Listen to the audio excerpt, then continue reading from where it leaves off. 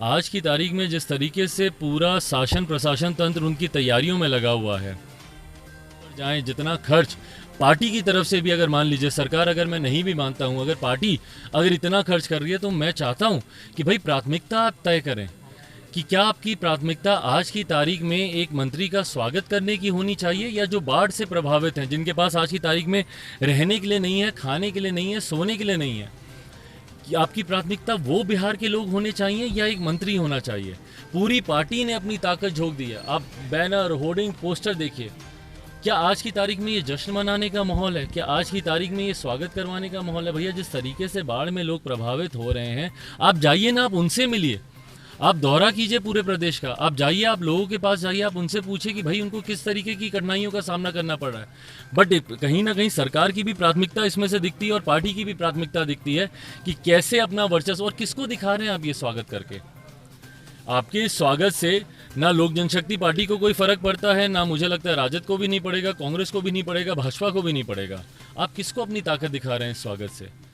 इशारा कहीं ना कहीं स्पष्ट है कि आप अपने पार्टी में ही ये उनके वर्चस्व की लड़ाई चल रही है। एक दूसरे को दिखा रहे हैं कि भैया तुम्हारे स्वागत में इतनी गाड़ियाँ तो मेरे स्वागत में इतनी, तुम में इतने होर्डिंग लगे तो मुझ में इतने होर्डिंग लगे, तुम्हारे इतने लोगों ने स्वागत किया तो मेरे इतने लोग स्वागत कर रहे हैं।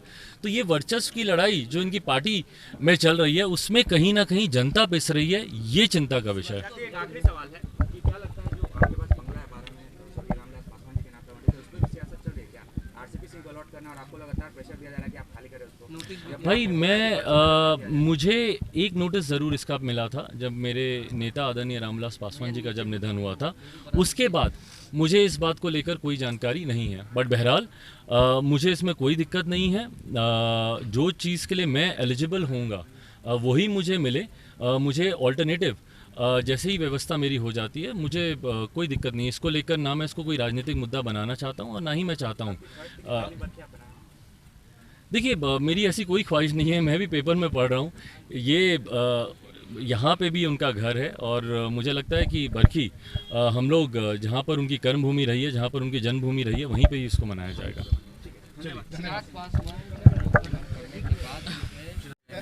देखिए, खैर आज मैं भी कई ऐसे इलाकों में जाऊँगा, हाजीपुर में, राघोपुर, वहाँ पर मैं जाऊँगा, मैं जाकर वहाँ पर देखूँगा। बट जहाँ जहाँ से मुझे जानकारी आ रही है, देखिए ईमानदारी की बात है, ये कोई पहली बार ऐसा नहीं है कि प्रदेश में बाढ़ आ रही है। ये मुख्यमंत्री नीतीश कुमार जी को हर साल पता होता है। मेरी समझ के परे है कि भैया तैयारी प्राप्त इससे पहले क्यों नहीं की जाती है, जब आपको पता है कि साल के इस महीने में बाढ़ का पानी चढ़ेगा ही चढ़ेगा। आप तटबंध बनाते हैं, वो अगली बरसात से पहले टूट जाते हैं। आपके तटबंध की गुणवत्ता की जाँच होनी चाहिए। क्या ये भ्रष्टाचार नहीं है कि भाई एक बरसात से पहले आपके तटबंध टूट जाते हैं, जबकि हर साल राज्य सरकार उसके लिए राशि, और एक बड़ी राशि उसके लिए आवंटित करती है। उसके बाद जिस तरीके से राहत सामग्री पहुंचाने की ज़रूरत है, वो विभिन्न क्षेत्रों में, खासतौर पर दूर दराज के ऐसे क्षेत्र हैं वहाँ पे राहत सामग्री ही लोगों तक नहीं पहुँचती। कितने ऐसे इलाके हैं जहाँ से बाढ़ प्रभावित लोग फ़ोन करते हैं, बोलते हैं कि भैया यहाँ पर हम लोग के पास ना खाने के लिए है ना कुछ है। आज बहरहाल हम लोग जाएंगे राघोपुर, वहाँ पर कई सामग्री का वितरण भी हम लोग करेंगे। बट ये छोटी कोशिश है जो हम लोग कर सकते हैं। बट राज्य सरकार के पास बड़े संसाधन हैं।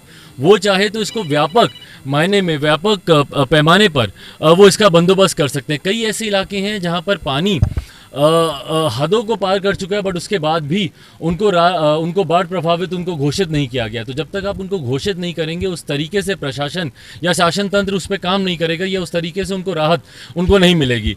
तो इन तमाम चीज़ों के लिए मैं चाहता हूं कि मुख्यमंत्री नीतीश कुमार जी इसको गंभीरता से लें। बहरहाल आज जब मैं जाऊँगा इन तमाम क्षेत्रों में, वहाँ से जो और जानकारी मुझे मिलेगी वो आप सबके साथ मैं साझा करूँगा।